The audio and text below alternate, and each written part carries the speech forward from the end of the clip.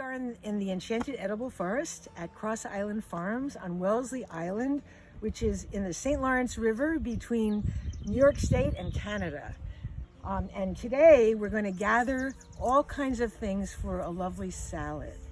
It's June 18th and it's a chilly morning. A cold front came through last night and it's about 52 degrees, so I'm dressed with a jacket, but let's go. Actually, this is the best time, early morning after the dew dries is the best time to collect herbs and leaves because they're fresh from the night and they haven't been hit by the sun yet, which kind of dries them out a bit. So let's see, first up, let's just stop here. Here's some oregano. So this is a wonderful ground cover and it's smells so good. I'm going to, actually I'm not going to break them off the stems now. I'll do that when we get back to the house, but just a little oregano for flavor in the soil would be lovely. Next we come to marshmallow. Marshmallow is has every part of the plant is edible. The leaves, the flowers, the roots. In fact, they use the roots to make marshmallows. So I'm going to take a few of these leaves for the salad. This is a perennial herbaceous plant. If it's in a habitat that it really likes, it'll grow to be 6 feet tall and wide. And this one, it's only June, and look at it's already like 4.5 feet tall. I'm going to take some of the tender leaves toward the top.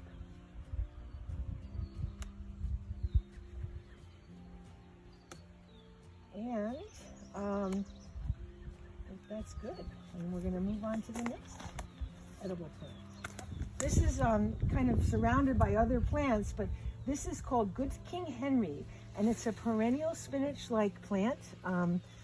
And both the leaves and the flower heads are edible. It's early in the season, all the leaves are pretty tender. At this point, I'm just gonna pick some of the top leaves that are the tenderest for the salad. The rest you can certainly cook. You can saute them or steam them, and they make a lovely vegetable. Okay, so that's good for that. Now let's see. Let's go this way. Strawberries. So these are alpine strawberries. Now that one's not quite ripe. Maybe I'll find some that are ripe to throw in the salad. Oh yeah, there's one. There's one. You gotta look, see? You have to look underneath for these because they like to hide, which is good because they're hiding from the birds. So the birds don't find them before you do. Here's another one. Take that one. Okay, I want to take you up here.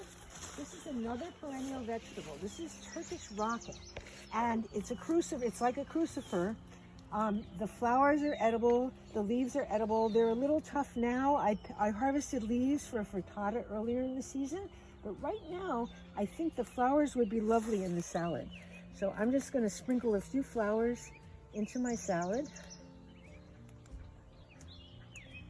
And this perennial will also self-seed and spread, which is lovely because the more the merrier as far as I'm concerned of this. It doesn't mind the partial shade here. And it's so happy. I'm thrilled. Right over here are peonies that some people don't realize are edible. So I'm just going to take this small flower that's the freshest, and I'll separate the petals later and sprinkle them in the salad. Here's some more strawberries. I'm going to throw these in. Oops. Not that one. So these are alpine strawberries. They don't mind the shade. They're clumpers. They will continue, they're what are called day neutral, so they will continue to produce strawberries throughout the season, providing that the conditions are right, enough moisture and sunshine.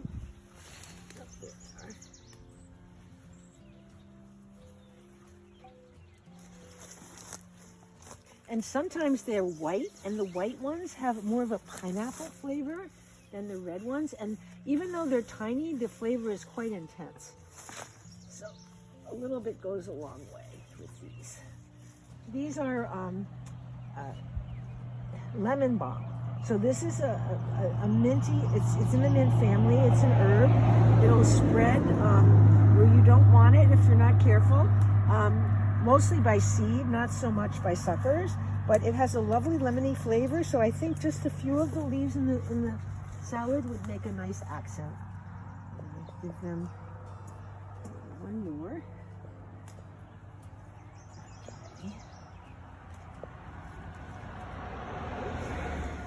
just passing some elderberries. So these are just about to flower. The flowers are edible, but they should be cooked, as should the berries. So we're not going to harvest those today. Not for the salad. Okay. Now, this is a tree that has edible leaves. This is a mulberry. And if you notice, I pollarded it a couple of years ago. So I cut the trunk and the lower branches here, here, and here so that I get new branches close to the ground that I could reach for nice, fresh, tender leaves. So this pollarding is still good. So I'm taking the youngest leaves on the new shoots because they'll be the most tender. And if you think about the nutritional value of tree leaves, they have extensive roots that are drawing up all kinds of nutrients from the subsoil and concentrating them in the leaves. So compared to lettuce that grows for maybe 2 months in the ground, this has got to be a much higher nutritional value. And the leaves don't have too much flavor. They're kind of plain like lettuce leaves, but they're concentrated with many more nutrients. Okay, let me get a couple here, and I think we're good for that. Okay, so here's another edible flower. These are Sweet William, and you can see there's a variety of colors. I actually started these from seed, and I'm just so delighted to see all the different colors. So I'm going to take just a few flowers from here. I will separate them later, and some of these dark pink ones. And here's some white ones. Yep. And there's a variegated white and deep rose. This is so exciting. And over here, they're almost maroon. Wow, this is so cool. All right, so we have all of those, which I'll separate later. So this is garden sorrel. Now it is going to seed, which I'm going to let it because I'm happy to have more of this in the garden. Sorrel is it's a perennial edible leaf plant. The leaves have a lemony flavor. I'm going to take a little bit of this. You don't need much. You can use them in salads. You can use them in sauces. Early in the spring, the leaves are super tender. Well, these are still pretty tender because it's pretty shady here. So I think that's plenty for the salad. And they're also a nutrient accumulator. So sorrel accumulates a lot of nutrients in its leaves that when it dies down in the fall, it's herbaceous, those leaves decay and then those nutrients become available to all the surrounding plants. Now, I'm very excited about this. So this is another herb called sweet cicely. It grows, it loves the shade, it likes moisture, and it's been quite a moist spring, and you can see how tall it's grown. The leaves are edible, they're beautiful for garnish, and also edible.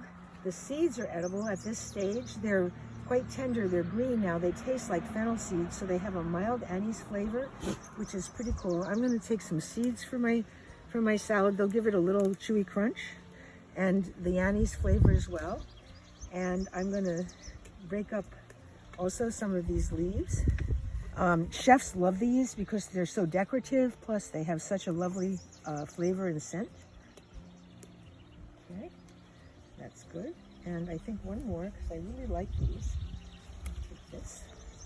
And these self-seed, so where they find the habitat to their liking. So see all these little plants? These are all of the sweet cicely that are self-seeding here around the rhubarb. And I might mention too, I've been harvesting this rhubarb. I'm just about done harvesting it now because you have to leave some leaves to to photosynthesize and replenish the roots of these plants.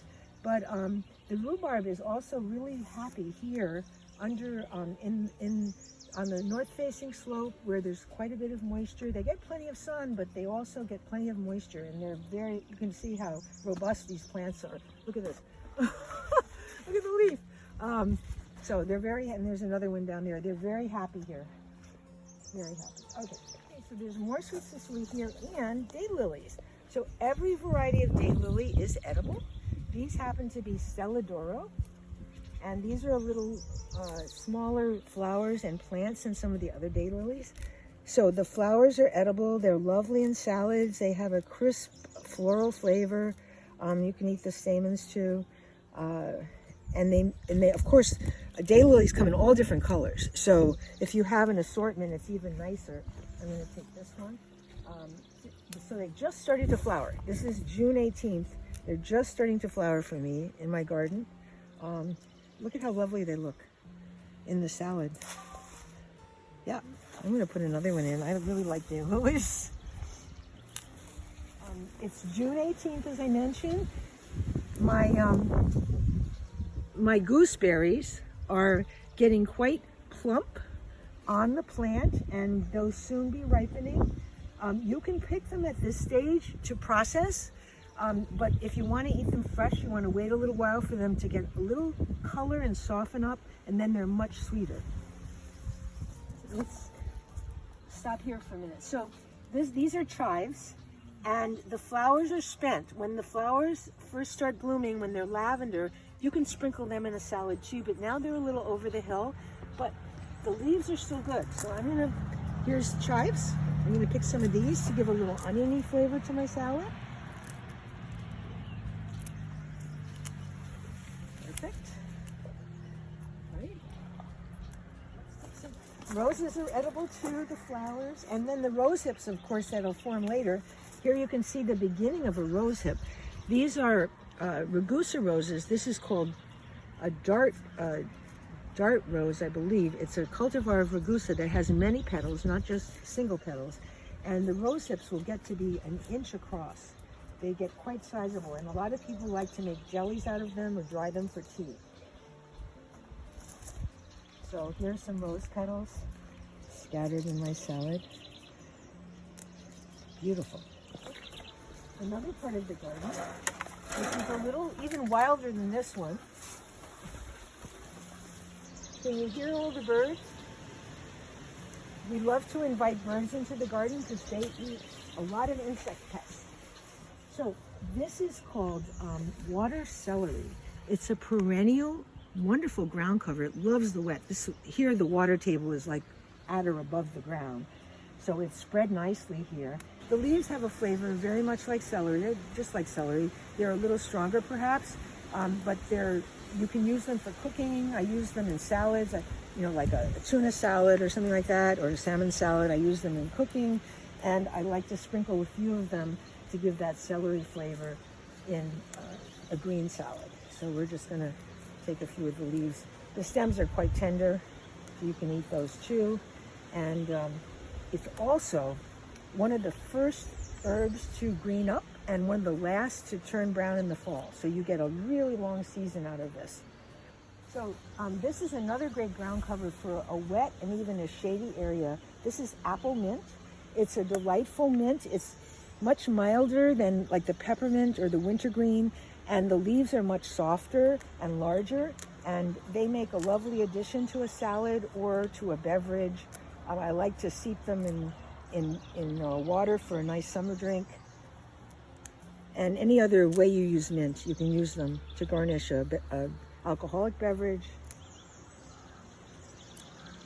And they're so mild that I can add a little more than you would with a peppermint or a spearmint. So one more leaf. All right. So while we're here, I know you've noticed a lot of this plant as we're walking around. This is Russian comfrey. It's a multi-purpose plant. The flowers are very attractive to pollinators. The plant itself is a nutrient accumulator, and it accumulates, it has a very deep, broad taproot, and it accumulates phosphorus, potassium, and 4 other important nutrients. It also is a very prodigious producer of organic matter. So this is the first growth. The weight of these stems will make them fall to the ground. It'll grow again from the center 3 or 4 times a season, depending on whether it likes the habitat and if there's enough moisture. And then as soon as these branches touch the ground, they start to decay. And those nutrients in the leaves become available to the surrounding plants. So it's a great nutrient accumulator. It also has some significant medicinal value. Traditionally, people make poultices out of the leaves. to heal bones and also salves to heal wounds. So it's got some significant medicinal values, and those are just a couple of them. It's also very nutritious as fodder for animals. Now I want to show you this. So this is called wild thyme, this ground cover. And it's, for a time, it's surprising to me because it likes the shade and it likes the moisture. And you can see this is a semi-shaded part of my garden, and it's really happy here, and it has a lovely thyme flavor. And these shoots right now are super tender. It is a woody plant, but since this is new growth, it hasn't gotten woody yet. I'm going to put some of these leaves in the garden. So I love the odor of the thyme and the flavor. Not too much, just enough. And of course, you can use it for cooking. You can dry it and use it all year. There we go. And just if you're wondering, these are red currants. They're not turning yet, but these bushes are loaded. Look at that. They love the shade here. They're just so happy. And as a ground cover, in addition to the wild thyme, I have some more of these daylilies, which also, of course, are edible. And they form a really nice ground cover, and they can take the shade as well, and they don't mind the moisture. So they're a great choice for ground cover. This is a native tree. It's a basswood, which I planted a couple of seedlings a few years ago. It's in deep shade here. It grows very slowly in deep shade. But the reason I'm here is because the leaves are edible. And again, like the mulberry, it's a tree. So imagine how nutritious these leaves are compared to lettuce. So I'm going to pick a few of the youngest leaves I can find to add to my salad. And also, not only the leaves, but the flowers of this tree, which this is too young to flower, but they're lovely to make a tea.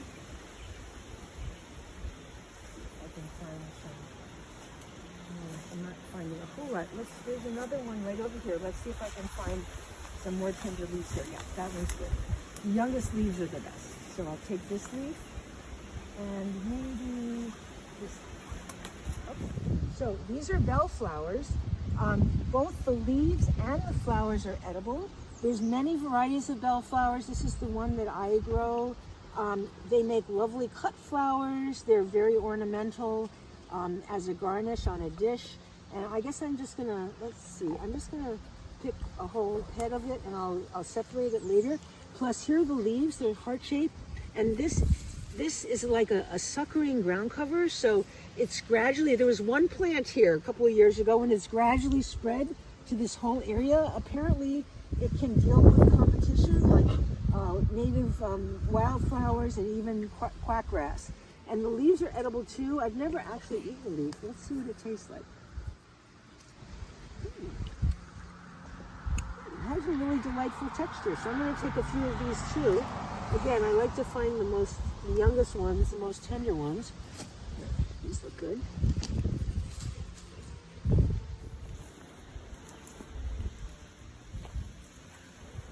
Okay, so now to round out our salad, I'm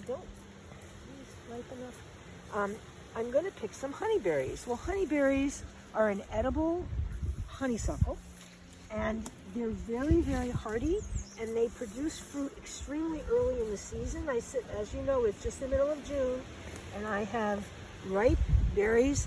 They have the blue blush of blueberries, but they're much more complex in flavor. The juice runs magenta.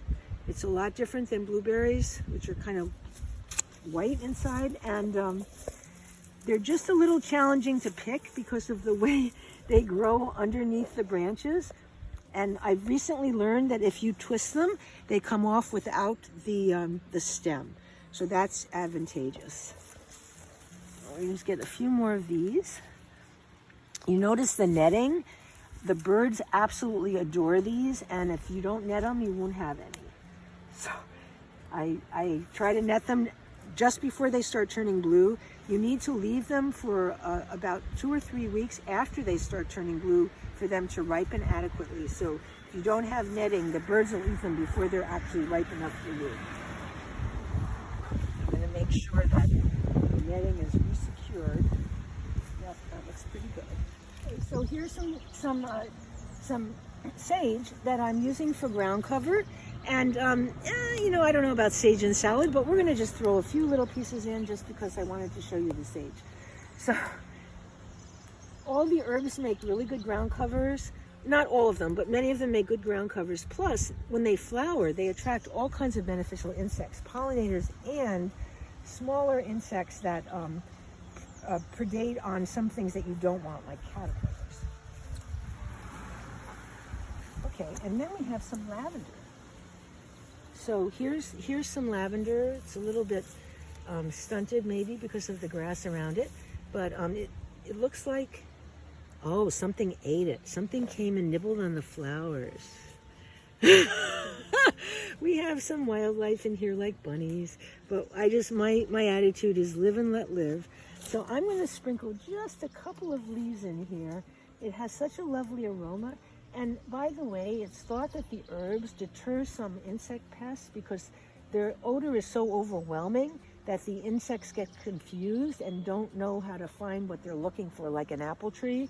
And also, as you know, lavender has an essential oil. So when the oils from some of these herbs like sage, lavender, oregano, when they sublimate, when they evaporate and become part of the air, it's thought that they have some antifungal qualities that help protect some of the trees and bushes from fungal disease.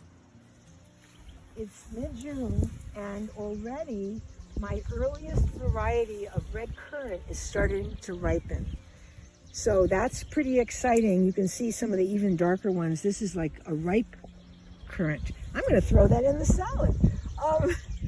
So this is Van Tetz, I believe is the name of the variety. It's the first to ripen of the 3 varieties of red currants that I grow. Red Lake is the second, and Ravada, which we looked at earlier in that shady section, that's the Ravada cultivar. That's the last red currant to ripen that I grow. Here's some garlic chives. So they're nestled at the base of this apricot tree, and you can see there's quite a bit of shade here, and they're doing fine. So these leaves, it's a chive plant, it's a perennial plant, but the leaves are flat and they taste like garlic instead of onions. So I'm going to take a few of these and chop them up in my salad. Just for a little garlicky flavor.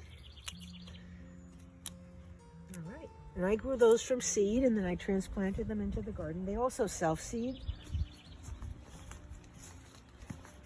Okay, we're going to go back to the house and just take some of the flowers off of, break up some of the flowers and make a nice dressing, maybe just balsamic and olive oil, and enjoy.